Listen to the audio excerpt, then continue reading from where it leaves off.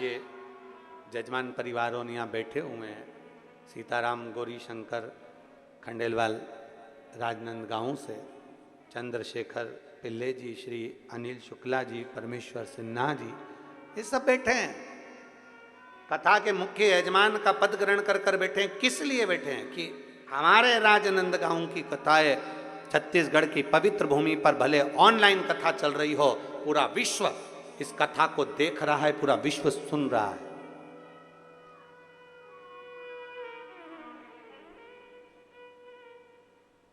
जो पंडाल में नहीं आ पाते थे वो मोबाइल पर और टीवी पर कथा सुन रहे हैं। अपने क्षेत्र की कथा, अपने छत्तीसगढ़ की कथा एक आनंद सुख के साथ लोग श्रवण करें। और श्रावण के महीने में 72 वर्ष के बाद जो सावन का महीना आया, उसको अपने घर पर बैठकर अपने ऑनलाइन कथा का तत्व ग्रहण करें। संपूर्ण विश्व, संपूर्ण जगत।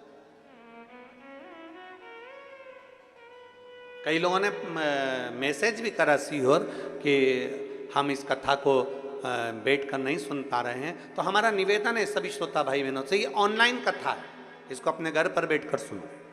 और इसके बाद में जो कथा 12 तारीख से 16 तारीख तक नया रायपुर में है, उसको भले तुम पंडाल में बैठकर सुनना। ऐसा नहीं कि सावन के महीने में तुम्हें कथा नहीं मिलेगी, आप लोग फिर वहाँ पंडाल में बैठकर सुनो, मना नहीं। नया रायपुर में जो कथा है 12 से 16 तारीख तक, 16 अगस्त तक, श्रावण के महीने की आखिरी की कथा रहेगी, 5 दिन की। जैसे ये 5 दिवसीय, वैसे वो 5 दिवसीय कथा वो वहाँ रहेगी।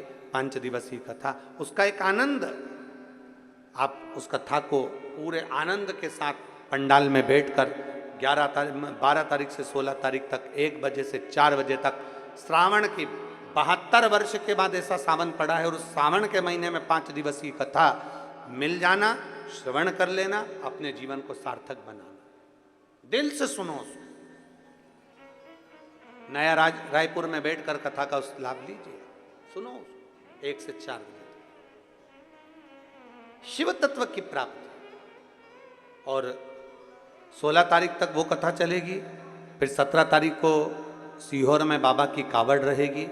सुबह 9 बजे माँ सीवन का जल भरकर 11 किलोमीटर दूर बाबा को चढ़ाने के लिए बोल बम का नारा लगाते लगाते, शिव का स्मरण करते करते, प्रदोष के दिन बड़े आनंद के साथ, शनिवार की प्रदोष है, शनिचरी प्रदोष का भाव लेते हुए बाबा को कावड़ चढ़ेगी दिल से।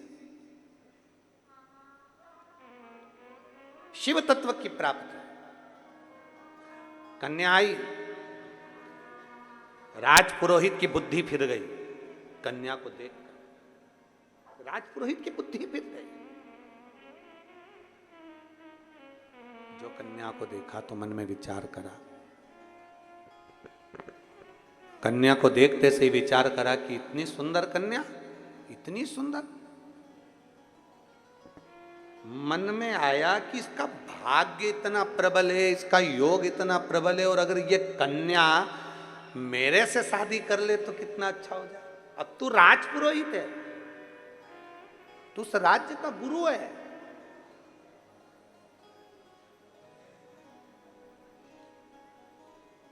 जब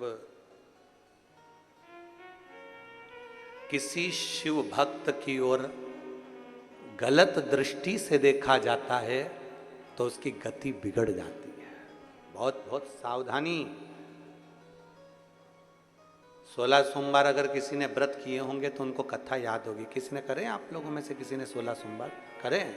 अरे वाह।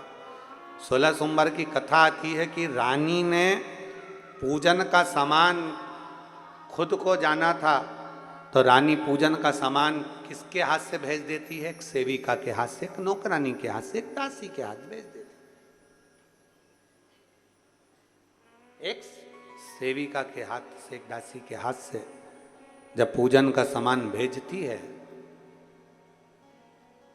तब वो रानी दर दर धक्के खाती है, दर दर भटकती है।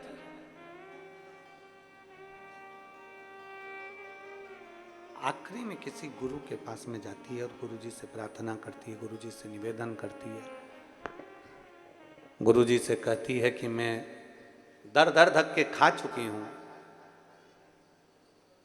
जिस जल को छूती हूं उसमें कीड़े पड़ जाते हैं, वृक्ष के नीचे बैठती हूं तो सूख जाता है।